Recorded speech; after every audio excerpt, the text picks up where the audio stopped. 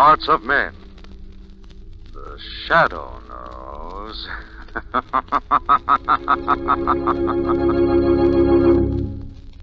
Once again, your neighborhood blue coal dealer brings you the thrilling adventures of the Shadow, the hard and relentless fight of one man against the forces of evil. These dramatizations are designed to demonstrate forcefully to old and young alike that crime does not pay.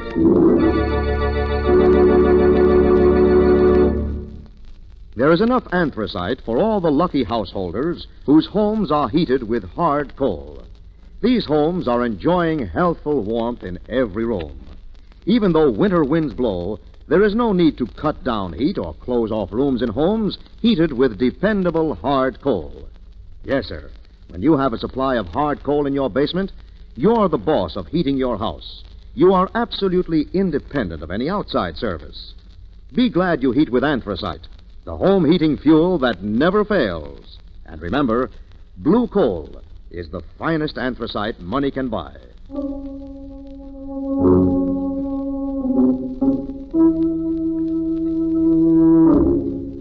The Shadow, who aids the forces of law and order, is in reality Lamont Cranston, wealthy young man about town. Years ago in the Orient, Cranston learned a strange and mysterious secret: the hypnotic power to cloud men's minds so they cannot see him. Cranston's friend and companion, the lovely Margot Lane, is the only person who knows to whom the voice of the invisible Shadow belongs. Today's drama, Death and the Black Fedora.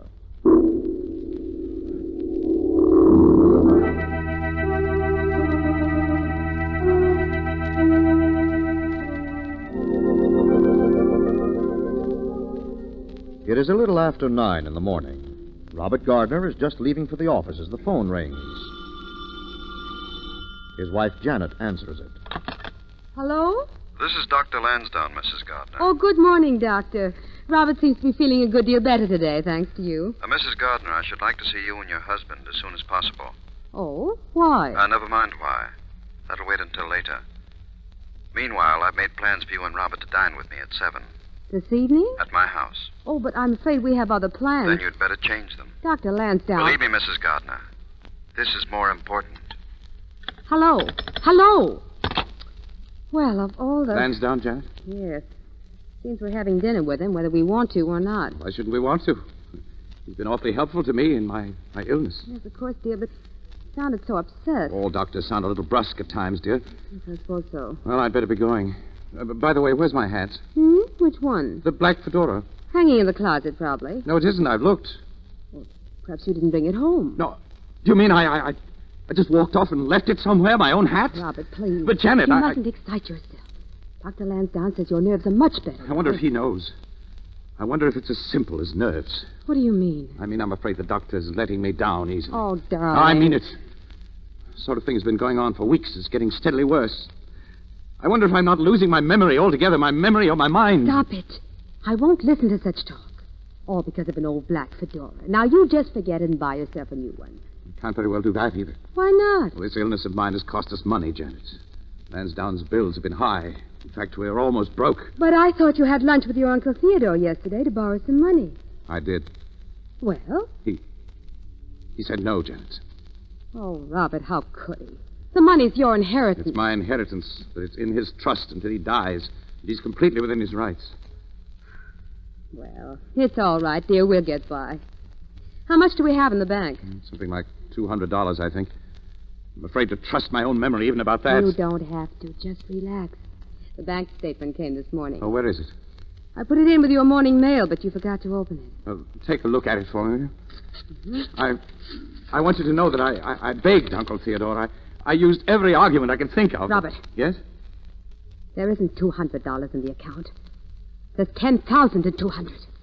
What? Look. Here, see for yourself. $10,000 deposited to the account of Robert Gardner yesterday afternoon. I don't understand. Neither do I. I'll call the bank. Well, they should have some explanation for... Janet! What are you staring at? The morning paper. Here on the telephone tape. What about it? This headline.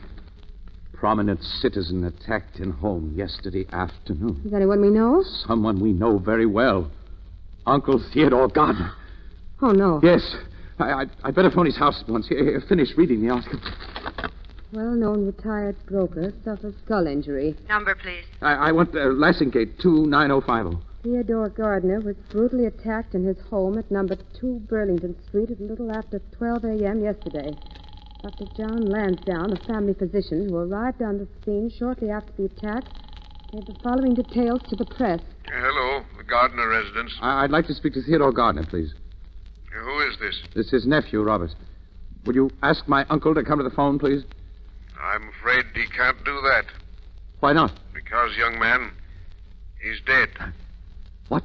This is the superintendent of the building. Your uncle passed away at 5:30 this morning as a result of the beating he took yesterday. Hello? Hello? Robert, what's wrong? Finish reading that article. But Finish reading it, Janet. The elderly man was discovered in his drawing room by his physician. He'd been struck repeatedly with a pair of heavy brass fire tongs. The motive was obviously robbery, as it was revealed that cash was missing from the safe to the account of... Go on. Go on. Robert. To the amount of $10,000. That's what it says, doesn't it? Doesn't it? Yes. The exact amount deposited in my account yesterday. Robert, you didn't... I don't know. Think, can't you remember? Remember. How can I trust anything I remember? What's that? I'll see. Hello? Mr. Robert Gardner? Robert Gardner speaking. My name is Squires. I have a little business at 241 West 9th Street. And I'd appreciate your trade, Mr. Gardner. You'll have to call another I'm time. in the fancy dress business, Mr. Gardner. The Gaiety Masquerade Costume Company. Look, I don't want any costume. But you will, Mr. Gardner. You'll need a shroud if you're not here in the next 30 minutes.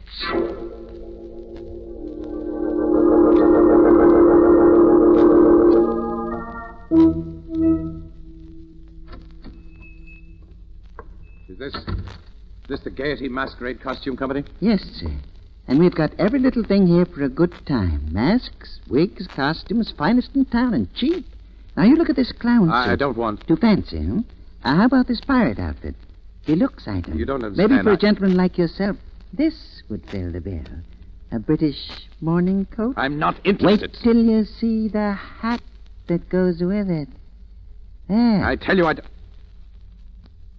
Where did you get that? A black fedora, only slightly worn. The whole outfit is yours, Mr. Gardner, at the special price of $50,000.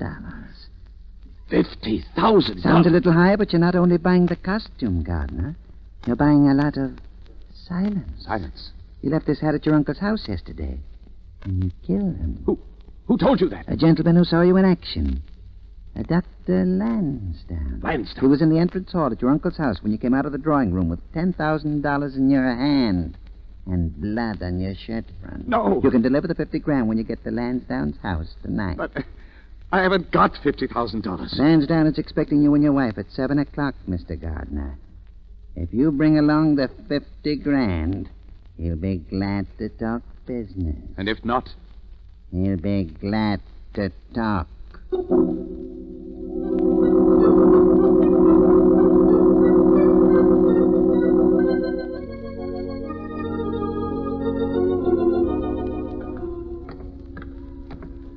We're not late, are we, Lamont? Oh, right on time, Margot. Good. Dr. Lansdowne said 7 o'clock. Who else is going to be there? Oh, just another couple. Gardner, I believe their name is.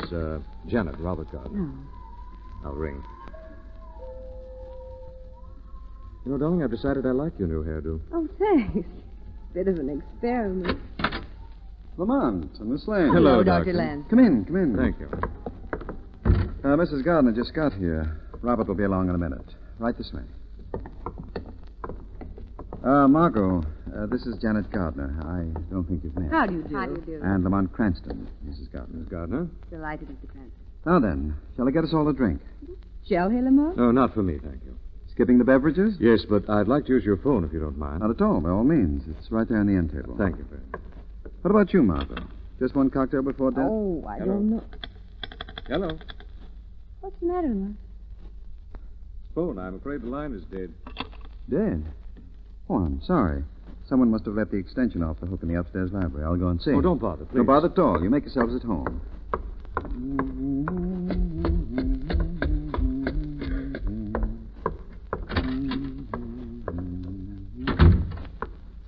Just as I expected. It's off the hook, all right. Well, whoever did this? I did, Lansdowne. Partner, I thought it might be as good a way as any of attracting your attention. how did you get up here? The rear door's latched. I climbed up the vines at the side of the house onto the porch out there. Well, my black English ivy has finally been put to some use. Though a rather unusual one, I admit. It's a rather unusual situation, Lansdowne. I wanted to see you alone. Frankly, I wanted to see you. I heard you did. As you know, I was not only your uncle's doctor, but his friend. And? And despite certain misgivings, I have every intention of going to the police. Yeah, I see. I have absolute proof in my possession. I have something else in my possession. Partner, I can't afford to buy your silence, Lansdowne, but I can create it. Put that gun down. So you have every intention of informing the police. I won't if you say not to. Really? Gardner, wait. I promise you I won't talk. You think I'd trust you? You've got to. You've got to listen to me. Do I?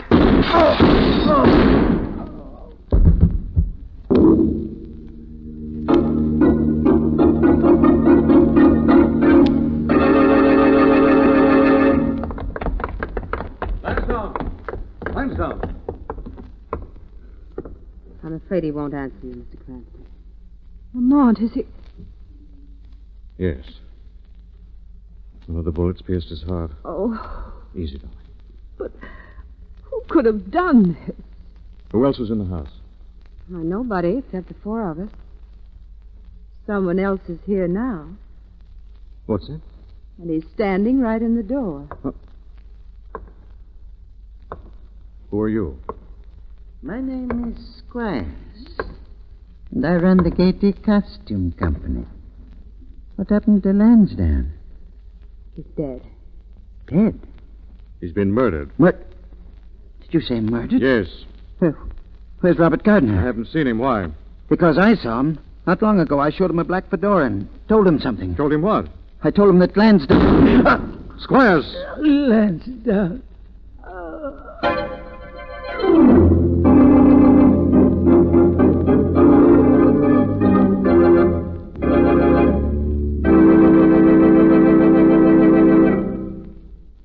We'll return to the shadow in just a moment. Friends, during the recent severe weather, homes, apartment houses, schools, and other public buildings, heated with hard coal, have enjoyed full, healthful, uninterrupted warmth. Regardless of snowstorms, halting highway traffic, or causing power failures, homes and other buildings heated with hand-fired hard coal have been sure of continued heat. That's because enough coal can be stored to carry you right through the severe part of the heating season. Yes, when you have a supply of hard coal in your basement, you have the assurance of a warm and snug home at all times. Now, here is something else. Coal can be just as convenient to burn as any other fuel.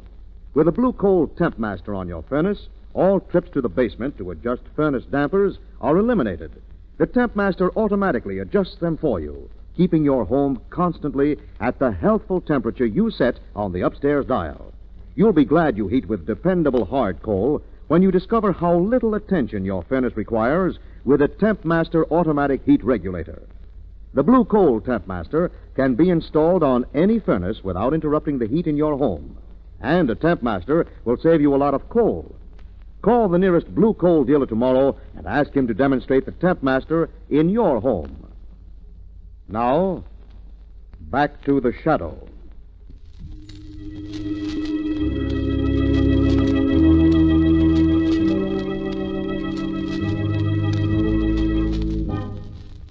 Margot, Lamont, and Janet Gardner have just found Dr. Lansdowne shot to death in his upstairs library.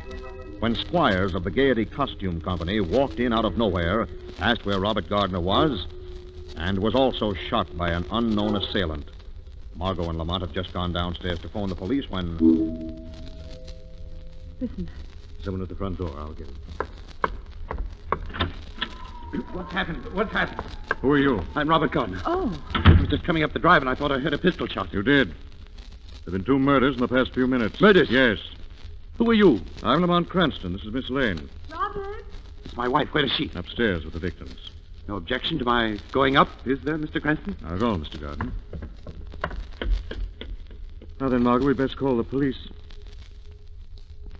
So peculiar. What is? This. Here on the floor. Let me see. What is that? Leaf. Black English ivy. Hmm? Where'd it come from?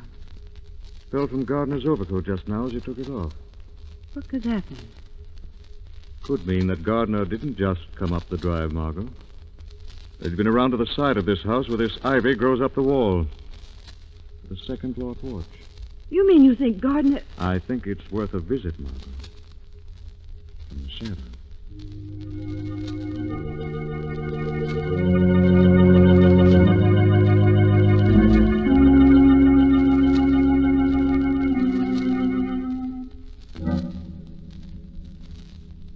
They're both dead, Robert.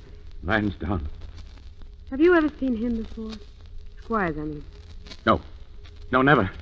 You're lying to me. Janet. You're going to need help, Robert. Now, Cranston's clever. Please tell me the truth. There are some things it's better not to know too much about, Janet. I see. I'm going downstairs to keep an eye on things. Yes, join you a little later. Be careful, Robert. Oh, please be careful. Squires, what were you doing here? How much did you get a chance to tell them? Laughter. Where did that come from? It couldn't be them. Dead men don't laugh. It's happening. It's happening. My mind is going. Robert Gardner, why did you kill Lansdowne? That voice. What is it? What is it? I am the shadow. Unseen by your eyes, but here beside you to see that justice is done. Why did you kill Lansdowne, Robert Gardner? Let me alone, please. Not until I know the truth. Why did you kill him? Because he knew I murdered Uncle Theodore. Theodore Gardner? Yes. Lansdowne was going to talk if I didn't give him $50,000. So you killed him in cold blood? Yes. No, not exactly. No? But there he is, dead at your feet. I don't know what happened. When I faced him, he promised to be quiet. He said he wouldn't betray me, and I was just beginning to think I wouldn't have to kill him when my finger must have slipped. The shot sprang out. Where is the gun? Somewhere on the lawn. What? I threw it out of the window, and my excitement is down there somewhere. I see. Listen to me, Gardner. If what you said is true... It is. Then there may be a way to help you. Yes. But meanwhile, if you try to escape, the shadow will find you wherever you hide.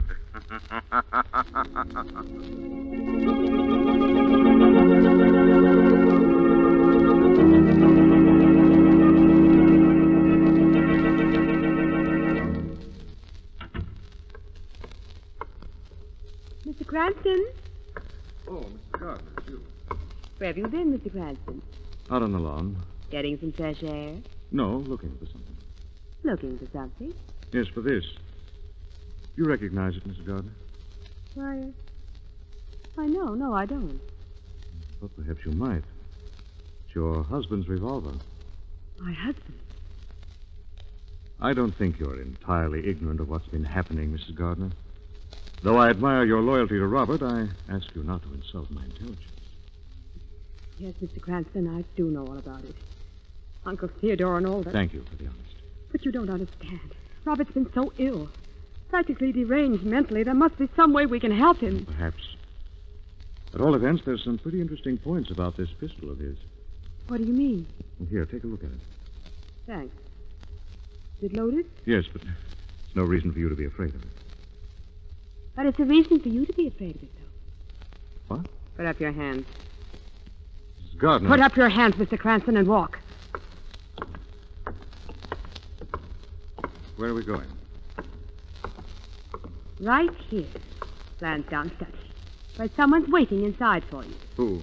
A lovely and terrified Miss Lane. Lamont. Easy now, darling. We'll come through this somehow. Not necessarily, but there's the bright side, Mr. Cranston. This little lesson may teach you not to interfere in matters that don't concern you. I doubt it, Mrs. Gardner. It really doesn't matter, though. You'll never live to interfere again.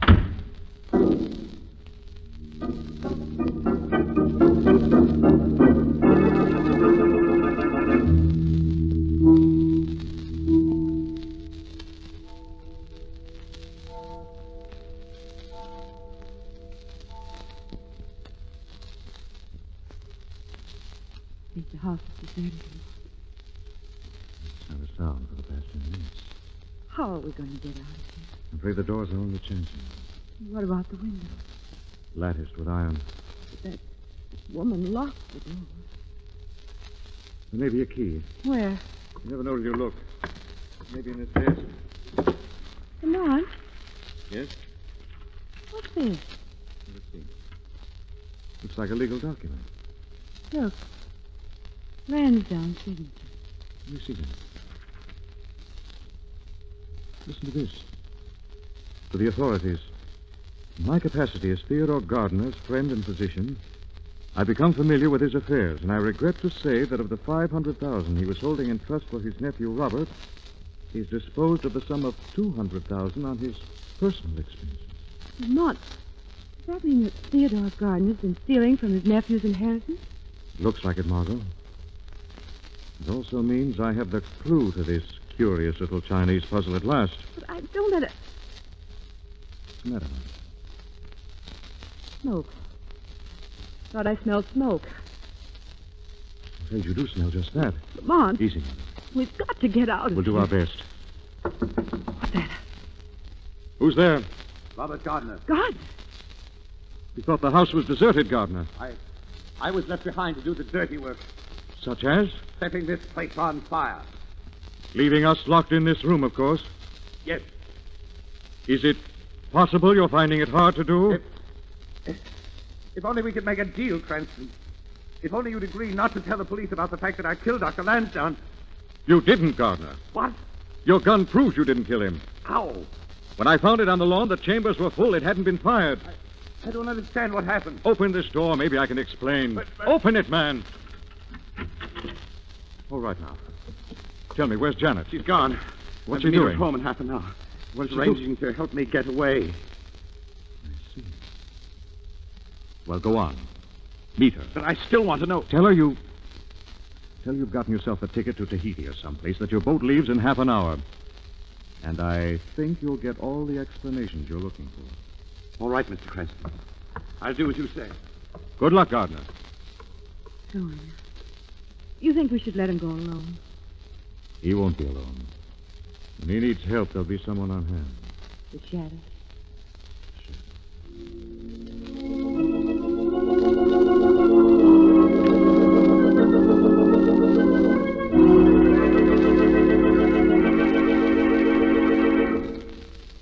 Police headquarters? Yes? This is Janet Gardner. I'm calling from my home at 825 Terrace Drive. Yes? I want to report 2 murders that have been committed since 7 o'clock this evening. What? I thought you'd like to know that the man who committed them will arrive at this house within the next 5 minutes. How do you know? The man happens to be my husband, Mr. Robert Gardner. What? What'd you say? Hello? Hello? Hey, done. Just a moment, Robert, darling. Oh, come in, dear. Janet, I just came back to say goodbye. What? I'm leaving, Janet. I'm on my way. Where do you think you're going? Tahiti. My boat leaves in half an hour. You're not going anywhere, Robert. Why not? Because if you take another step, I'll kill you. Janet. Better listen to reason, darling. I can say you tried to escape and I killed you in the struggle. Janet. Then it's true. It's you. What are you talking about? You killed them. Both Lansdowne and Squires. Oh, you're crazy. Is he, Janet? What was that? Is he crazy? Somebody else in this room. The shadow. Your husband isn't crazy, Janet. He's perfectly sane. It wasn't he who murdered Squires or Lansdowne. He did, I tell you. He murdered them because they knew he killed his Uncle Theodore. But he didn't kill his Uncle Theodore. I didn't. No, Robert. But then who did? Who did? Nobody did. But he's dead. Is he? Who saw him dead, Robert? Why, I know one now that I think of it. Exactly. What's more, you'll find no obituary notice in the evening paper. As a matter of fact, Robert, no one was even told he was dead, except you. Who's that? Open the door and see. Robert. Open it. Uncle Theodore. Yes, my boy, I heard you were in trouble. Murder, I believe. I've come to help you as best I can. You? But you were killed. Aye. A voice on the telephone this morning said you were dead. Nonsense. Impossible. You must have imagined it, Robert. Your nerves, you know. I heard a voice. I know I did. You did, Robert. You heard the voice of your Uncle Theodore. What was that? It was your voice, Theodore Gardner. You disguised your own voice and announced your death to your nephew. Part of the plot you and Janet worked out together. What are you talking about? You arranged with Janet to play on Robert's nervous illness and persuade him that his mind had failed and that he'd murdered you. You're crazy. Why would I fall in with such a scheme? To get rid of a husband you didn't love. And for a share of what Uncle Theodore had left of Robert's inheritance. That's not true. It is true, Uncle Theodore. You wanted to get rid of Dr. Lansdowne. That was at the bottom of everything. You wanted him out of the way because the doctor knew you were stealing from Robert's inheritance. That's lies. All lies. And you thought if Lansdowne became an eyewitness to Robert's crime, Robert would kill the doctor for you. I intended to kill him. He said he was going to the police. You intended to, yes. But Uncle Theodore out on the terrace saw that things weren't going according to schedule and shot Lansdowne himself to make sure. Uncle Theodore killed Lansdowne. And later shot Squires from the same vantage point when he realized that gentleman might renege, too. He shot Squires, too. Yes, Robert. Your murdered uncle was the one who committed the murders. Whatever you are, you're smart. Too smart. Where are you going? Out that door. Come along, Janet. I wouldn't use that door if I were you. Why not? Open up.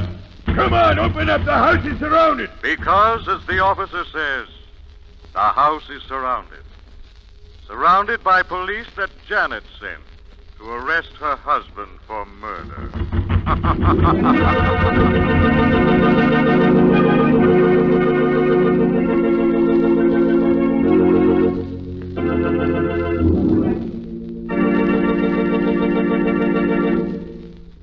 Now let me present Blue Coal's distinguished heating authority, John Barclay. Thank you, Andre Baruch, and good evening, friends. This winter, millions of people are mighty thankful they heat with hard coal. All winter long, they're able to keep their homes at any temperature they please. Yes, when you use hard coal, no one will request that you turn your furnace down to conserve fuel. And now users of hard coal can have this failure-proof heating automatically controlled, thanks to the Blue Coal Temp Master heat regulator. It's like an electric brain on your furnace. The Temp Master opens and closes the dampers without even a thought on your part. It saves countless steps and saves a lot of coal, too. Modernize your furnace by installing a Blue Coal Temp Master and assure yourself of economical, carefree heating comfort. It will pay you to call the nearest Blue Coal dealer tomorrow for a free demonstration in your own home. I thank you.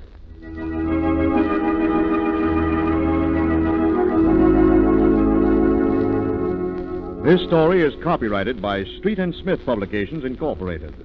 The characters, names, places, and plot are fictitious. Any similarity to persons living or dead is purely coincidental. Again next week, The Shadow will demonstrate that The weed of crime bears bitter fruit. Crime does not pay. The shadow knows.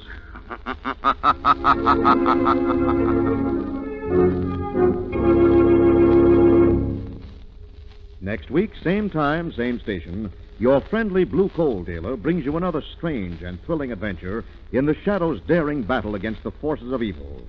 The Shadow is presented by the DL&W Coal Company, distributors of Blue Coal. Lamont Cranston is played by Brett Morrison. Margot by Grace Matthews. Your announcer is Andre Baruch. Remember, it's Blue Coal for finest heating service.